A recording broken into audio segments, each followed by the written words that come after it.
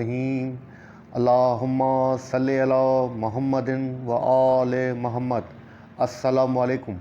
कैसे हैं आप सब? उम्मीद करता हूँ सब खैरियत से होंगे। अल्लाह पाक आप सबको अपने हिफ्ज़-ओ-अमान में रखे, सलामत रखे, आमीन। जनाब, आज की डेट है 13 फरवरी, डे है संडे। इस पर रूटीन मार्केट का डेली व्यू अपना आपके साथ शेयर करने वाला हूँ, जो कि होगा 14 फरवरी मंडे के लिए। शुरुआत करते हैं समरी से। आपके सामने इंडेक्स की समरी ओपन है।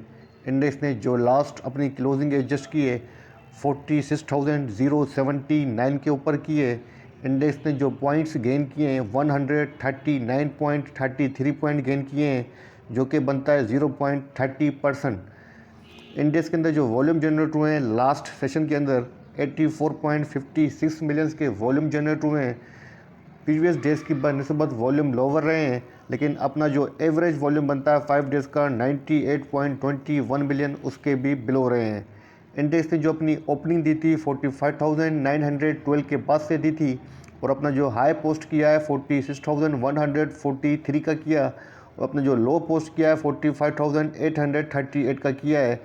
101 पॉइंट इंडेक्स ने डिक्लाइन किए थे, और जो हाई पोस्ट किए थे 203 पॉइंट इंडेक्स ने गेन किए थे।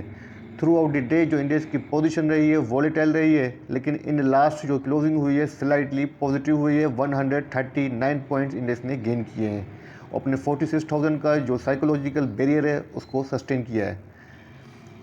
कंपनीज़ की बात करें तो जनाब, अब कंपनीज़ 44 रही हैं, डाउन 49 रही हैं, 7 कंपनीज़ अनचेंज रही हैं। टॉप पॉइंट कंट्रीब्यूटर्स की बात करें तो नंबर 1 पे जनाब हमारे पास एडवांसर के अंदर MEBL है, जिसने 51 पॉइंट ऐड किए हैं। सेकंड नंबर पे UBL है, जिसने 30 पॉइंट ऐड किए हैं। उसके बाद मारी पेट्रोलियम है, जिसने 27 पॉइंट ऐड किए हैं। उसके बाद PSEL है, जिसने 25 पॉइंट ऐड किए हैं। उसके बाद लकी सीमेंट है, जिसने 23 पॉइंट इंडेक्स के अंदर ऐड किए हैं। अगर कंपनीज़ की बात करें तो जनाब नेगेटिव जो PSO है, जिसने 46 पॉइंट का डेंट लगाया है। हालांकि इतना अच्छा रिजल्ट दिया है, ईयरली बेसिस के ऊपर 60% सेल गेन भी हुई है, लेकिन उसके बावजूद इसकी जो क्लोजिंग हुई है जनाब वो नेगेटिव हुई है। उसके बाद सेकंड नंबर पे एंग्रो है, जिसने 15 पॉइंट डिक्लाइन किए हैं। थर्ड नंबर पे ईफर्ट है, जिसने 15 पॉइंट डिक्लाइन किए हैं। उसके बाद OGDC ने 14 पॉइंट डिक्लाइन किए हैं, और उसके बाद जनाब पाकिस्तान ऑयल फील्ड है, जिसने 7 पॉइंट इंडेक्स में से डिक्लाइन किए हैं। अच्छा, यहाँ पर आपको एक चीज़ मैं गौर करा दूँ जो आपको गौर करनी चाहिए, कि जिन कंपनीज़ ने इंडेक्स के अंदर पॉइंट ऐड किए हैं उन पर थोड़ा सा फोकस करना चाहिए आपको। फर्स्ट है MEBL, सेकंड है UBL, थर्ड है मारी। स्पेशली आपको MEBL के अंदर फोकस करना चाहिए। अगर MEBL के अंदर मज़ीद स्पेस ऊपर जाने का हुआ मंडे के लिए, तो ये मज़ीद आपको गेन देके इंडेक्स को पॉजिटिव कर सकता है। और जो आपका टॉप डिक्लाइनर है PSO, अगर इसके पास मज़ीद नीचे जाने के लिए स्पेस हुआ तो ये मज़ीद आपके पॉइंट डिक्लाइन कर सकता है। लेकिन अगर इसके पास गुंजाइश नहीं होती है मज़ीद नीचे जाने की, तो ये भी पॉजिटिव मूव दिखा सकता है मंडे को, जो कि मुझे एक्सपेक्टेड है।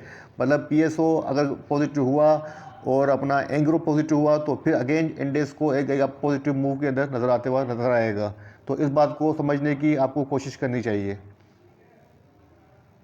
अच्छा जनाब, आपके सामने फ्राइडे के वॉल्यूम रिलेटेड स्टॉक्स मौजूद हैं। नंबर 1 पे हमारे पास जो कंपनी है वो KEL है, जिसने 3 रुपीज़ 42 पैसा के ऊपर अपनी क्लोजिंग एडजस्ट की है। पॉजिटिव रहा है 4.91%। KEL के अंदर काफ़ी दिनों से, तकरीबन मैं नोट कर रहा हूँ 4-5 दिन से काफ़ी काम हो रहा है। इसका मतलब है KEL के अंदर जो है ड्राइवर या प्लेवर, इसके अंदर जो प्लेयर है वो इन हो चुका है। सेकंड नंबर पे जनाब WTL है, जिसने 2 रुपीज़ 15 पैसा के ऊपर अपनी क्लोजिंग एडजस्ट की है। नेगेटिव रहा है 1.38%। थर्ड नंबर पे TRG है, जिसने 85 रुपीज़ 14 पैसा के ऊपर अपनी क्लोजिंग एडजस्ट की है। पॉजिटिव रहा है 1.08%। इसके बाद टेली है जनाब, जिसने 17 रुपीज़ 37 पैसा के ऊपर अपनी क्लोजिंग एडजस्ट की है, और माइनस रहा है 0.80%। इसके बाद नंबर आता है TPLP का, जिसने 33 रुपीज़ 91 पैसा के ऊपर अपनी क्लोजिंग एडजस्ट की है। नेगेटिव रहा है 0.82%। सामने फाइनेंशियल रिजल्ट्स मौजूद हैं फ्राइडे के 11 फरवरी के, उसका थोड़ा सा ओवरव्यू कर लेते हैं। नंबर 1 पे हमारे पास जो कंपनी है वो ICL है। इसकी जो EPS आई है 1 रुपीज़ 92 पैसा आई है। डिविडेंड वगैरह बोनस वगैरह नील है। Q2 का ये रिज़ल्ट है। उसके बाद जनाब नंबर है LUL का, तो इसकी LPS आई है 9 रुपीज़ 78 पैसा। और इसके बाद नंबर जनाब हुसी, तो इसकी जो EPS आई है 1 रुपीज़ 9 पैसा है। डिविडेंड वगैरह नील है, क्वार्टर 2 का ये रिज़ल्ट है। उसके बाद नंबर आता है पीएसओ का, जिसकी ईपीएस आई है 43 रुपीज़ 02 पैसा, 43 रुपीज़ 2 पैसा इसकी ईपीएस आई है, काफ़ी अच्छी ईपीएस है। डिविडेंड वगैरह नील है जनाब, क्वार्टर 2 का ये रिज़ल्ट है। आपके सामने इनसाइडर ट्रांजेक्शन मौजूद हैं 11 फरवरी की। तो यहाँ पर आप देख सकते हैं हमारे पास जो नंबर 1 पे कंपनी है वो ALNRS है। इसका ट्रेंड डिटेक्ट नहीं हो रहा है, लेकिन देखते हैं फ्राइडे को इसके अंदर क्या हुआ है। गिफ्ट आउट हुआ है 1 लाख शेयर्स का, प्राइस भी शो नहीं हो रही है, तो इसको स्किप कर दें। सेकंड नंबर पे DSIL है, इसका ट्रेंड सेलिंग के ऊपर है और अभी तक कारपोरेट 32,86,500 शेयर्स की सेलिंग कर चुकी है। और इसके अंदर फ्राइडे को भी सेलिंग हुई है, 14,69,000 शेयर्स की सेलिंग हुई है, 6 रुपीज़ 82 पैसा की प्राइस के ऊपर, काफ़ी मेजर सेलिंग हो रही है। इसके बाद नंबर है जनाब HBL का, इसका ट्रेंड भी आपके सामने सेलिंग के ऊपर है और फ्राइडे को इसके अंदर सेलिंग हुई है 101 शेयर्स की, माइनर ट्रांजेक्शन है। इसके बाद नंबर है जनाब IBFL का, इसका ट्रेंड बाइंग के ऊपर है। फ्राइडे को भी इसके अंदर ट्रांजेक्शन हुई है, 800 शेयर्स की बाइंग हुई है 170 की प्राइस के ऊपर। इसके बाद नंबर आता है जनाब ILP का, इसका ट्रेंड भी डिटेक्ट नहीं हो रहा है और अब देखते हैं कि 11 फरवरी को इसके अंदर क्या हुआ जनाब। गिफ्ट आउट हुआ है 1,33,000 शेयर्स का। इसके बाद नंबर आता है जनाब KOHE का, तो इसका ट्रेंड सेल के ऊपर है और 11 फरवरी को इसके अंदर जो ट्रांजेक्शन हुई है, सेलिंग हुई है 15,500 शेयर्स की, 39 रुपीज़ 50 पैसा की प्राइस के ऊपर। इसके बाद नंबर आता है जनाब पैकेजेस का, इसका ट्रेंड बाइंग के ऊपर है। फ्राइडे को इसके अंदर बाई हुई है 1000 शेयर्स की, 452 की प्राइस के ऊपर। इसके बाद नंबर आता है रेडको का, इसका ट्रेंड भी बाइंग के ऊपर है और 11 फरवरी को इसके अंदर बाइंग हुई है 3000 शेयर्स की, 8 रुपीज़ की प्राइस के ऊपर। इसके बाद नंबर आता है जनाब TPLP का, सबका फेवरेट। तो उसमें आप देख सकते हैं कि जनाब इसका जो ट्रेंड है सेलिंग के ऊपर है और अभी तक कारपोरेट जो है इसके अंदर 30 लाख शेयर्स की, 3 मिलियन शेयर्स की इसके अंदर जो है वो सेलिंग कर चुकी है। और फ्राइडे को इसके अंदर क्या हुआ है वो चेक कर लेते हैं। सेलिंग हुई है जनाब, आपके सामने है 10 लाख शेयर्स की, 1 मिलियन शेयर्स की इसके अंदर जो सेलिंग हुई है 35 रुपीज़ 13 पैसा की प्राइस के ऊपर। उसके बाद नंबर आता है BNL का और ये ट्रांजेक्शन है जनाब 10 फरवरी की, तो फ्राइडे की ट्रांजेक्शन को यहीं क्लोज करते हैं। अच्छा जनाब, आपके सामने इंडेक्स का सेटलमेंट रेशियो मौजूद है 11 फरवरी का। मार्केट का ओवरऑल रेशियो 59% है, जो कि एक एवरेज रेशियो से अच्छा है और अच्छा रेशियो है, एक एवरेज रेशियो के बराबर ही है। अगर हम बात करें तो जनाब सबसे अच्छा रेशियो जिस कंपनी का है वो इंडू का है 95%। उसके बाद जो मुझे नज़र आ रहा है 68% UBL का नज़र आ रहा है। उसके बाद 65% सीस का नज़र आ रहा है। 71% EPCL का भी काफ़ी अच्छा रेशियो है। और सबसे कम रेशियो मुझे नज़र आ रहा है जनाब यहाँ पर 32%, वो है जनाब पाकिस्तान सुजुकी मोटर्स का, PSMC का। अच्छा जनाब, आपके सामने portfolio investment FIPI LIPI data मौजूद है 11 फरवरी का। इसमें आप देख सकते हैं फॉरेन कॉरपोरेट्स और फॉरेन इंडिविजुअल्स की जो नेट पोजीशन है सेल के ऊपर है 1.67 US मिलियन की इनकी नेट सेलिंग है फ्राइडे को, और वीकली बेसिस के ऊपर इनकी 5.98 US मिलियन की सेलिंग आपको नज़र आ रही होगी। अगर हम इनकी सेक्टर वाइज पोजीशन चेक करें तो 3.22 मिलियंस की वीकली बेसिस के ऊपर और 1.83 मिलियंस की डेली बेसिस के ऊपर सेल है इनकी टेलीकॉम सेक्टर के अंदर। उसके बाद 1.39 मिलियन की इनकी वीकली बेसिस के ऊपर सेल नज़र आ रही है बैंक्स के अंदर, और 0.43 मिलियन की इनकी सेल नज़र आ रही है सीमेंट सेक्टर के अंदर। फर्टिलाइजर सेक्टर के अंदर भी इनकी सेलिंग है 0.30 मिलियंस की, और इनकी बाइंग नज़र आ रही है वीकली बेसिस के ऊपर 0.78 मिलियंस की। टेक्सटाइल सेक्टर के अंदर अच्छी बाइंग की नज़र आ रही है टेक्सटाइल सेक्टर के अंदर। और अगर हम बात करें लोकल डेटा की, तो लोकल डेटा में नंबर 1 पे आते हैं इंडिविजुअल्स। तो इंडिविजुअल की नेट पोजीशन फ्राइडे को बाइंग के ऊपर है, 0.70 मिलियन की नेट बाइंग की है। जिस सेक्टर के अंदर उन्होंने अच्छी सेलिंग की है वो है 0.77 मिलियन की बैंक्स के अंदर। इसके बाद हम बताएं कंपनीज़ का, कंपनीज़ की नेट पोजीशन बाइंग के ऊपर है, 0.25 मिलियन की नेट बाइंग है। इसके बाद हम बताएं बैंक्स का, तो बैंक्स की नेट पोजीशन बाइंग के ऊपर है, 0.28 बिलियन की नेट बाइंग है। इसके बाद हम बताएं म्यूचुअल फंड का, म्यूचुअल फंड की नेट पोजीशन बाइंग के ऊपर है, सेल के ऊपर है, 0.18 बिलियन की नेट इनकी सेलिंग है। और जिस सेक्टर के अंदर अच्छी सेलिंग की है 0.40 बिलियन की, वो है जनाब ऑयल एंड गैस मार्केटिंग के अंदर, और बाइंग की है 0.79 बिलियन की टेलीकॉम सेक्टर के अंदर। उसके बाद हम बात है जनाब अदर्स इंस्टीट्यूट का, तो इनकी नेट पोजीशन बाई के ऊपर है। इनकी नेट बाय है 1.47 मिलियंस की, और जिस सेक्टर के अंदर इन्होंने अच्छी बाइंग की है जनाब वो सेक्टर है जनाब 2.04 के साथ ऑल अदर सेक्टर, मतलब ऑल मिक्स सेक्टर के अंदर बाइंग की हुई है। कोई स्पेसिफिक सेक्टर जो है इनका नज़र नहीं आ रहा बाइंग के ऊपर। इसके बाद हम बात है जनाब ब्रोकर हजरात का, तो ब्रोकर हजरात की जो नेट पोजीशन है सेल के ऊपर है, 0.21 मिलियन की नेट सेलिंग है।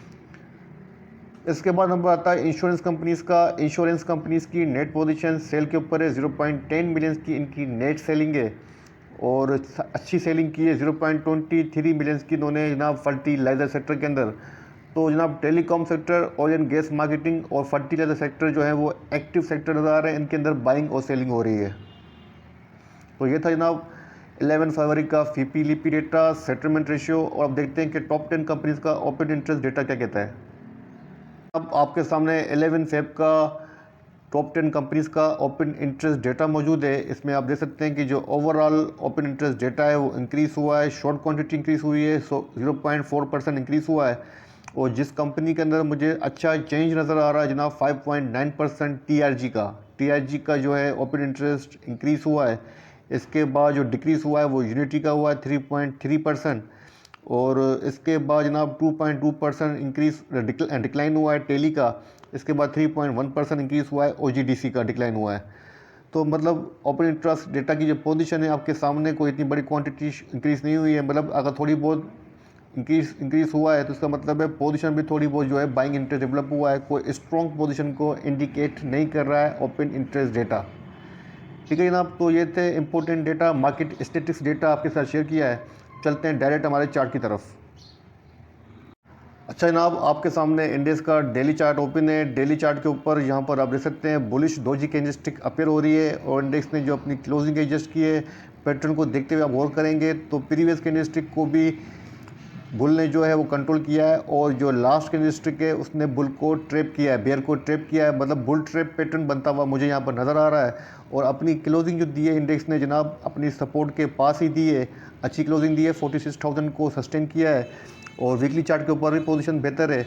अब जो जनाब माइनर सी रेजिस्टेंस मुझे नज़र आ रही है फर्स्ट, वो यहाँ नज़र आती है जो है 46,200 के अराउंड, 46,200 के अराउंड माइनर रेजिस्टेंस है। और इसके बाद जो रेजिस्टेंस नज़र आती है जनाब वो यहाँ नज़र आती है 46,300 के अराउंड। 46,300 के अराउंड जो रेजिस्टेंस है, मतलब 46,200 से लेके 300 के अराउंड जो है रेजिस्टेंस रीजन है।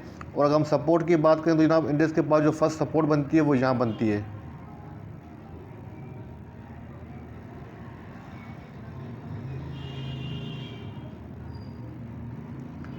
45,750 के अराउंड इंडेक्स के पास फर्स्ट सपोर्ट है, जो कि अच्छी सपोर्ट लग रही है 45,750 की। और इसके बाद जो सपोर्ट बनती है जनाब वो यहाँ बनती है 45,500 के अराउंड। 45,500 के अराउंड इंडेक्स के पास सेकंड जो है वो सपोर्ट है। फिलहाल जो पैटर्न है और जो वॉल्यूम लग रहे हैं और जिस तरीके की पोजीशन है वीकली चार्ट के ऊपर, मंथली चार्ट के ऊपर, डेली चार्ट के ऊपर रिकवरी को फेवर कर रही है, तो मैं आपको यही सजेस्ट करूंगा कि अपनी पोजीशंस के अंदर होल्ड कीजिए। 46,200 300 तक निकलने की कोशिश कीजिएगा एज अ डे ट्रेडर। अगर आपकी थोड़ी लॉन्ग पोजीशन है तो बेशक अपनी पोजीशन होल्ड कीजिए, लेकिन अगर एज अ डे ट्रेडर हैं तो 46,200 300 अराउंड जो है निकलने की कोशिश कीजिए, और वेट कीजिए कि इंडेक्स डेली बेसिस के ऊपर 46,300 से ऊपर सस्टेन कर जाए। और अगर फ्रेश बाइंग करना चाहते हैं तो 45,750 का जो रीजन है अच्छा सपोर्ट रीजन है, यहाँ पर आप फ्रेश बाइंग भी कर सकते हैं। और बेहतर होगा कि थोड़ी सी पोजीशन अपनी लॉन्ग टर्म के लिए लें तो बेहतर रहेगा। ठीक है जनाब, तो ये था इंडेक्स का छोटा सा व्यू कल के लिए जो आपके साथ शेयर किया है। और वीकली चार्ट आपके साथ ऑलरेडी डिस्कस कर चुका हूँ। वीकली जो रिपोर्ट है वो आपके साथ यूट्यूब के ऊपर जल्दी शेयर करूँगा। इस वीडियो को यहीं एंड करता हूँ। वीडियो बनाते हुए कोई गलती कोई कोताही हुई हो तो माफ़ी का तलबगार हूँ। अपने प्यारों का बहुत ख्याल रखिएगा, मुझे अपनी दुआ में रखिएगा। अल्लाह हाफ़िज़।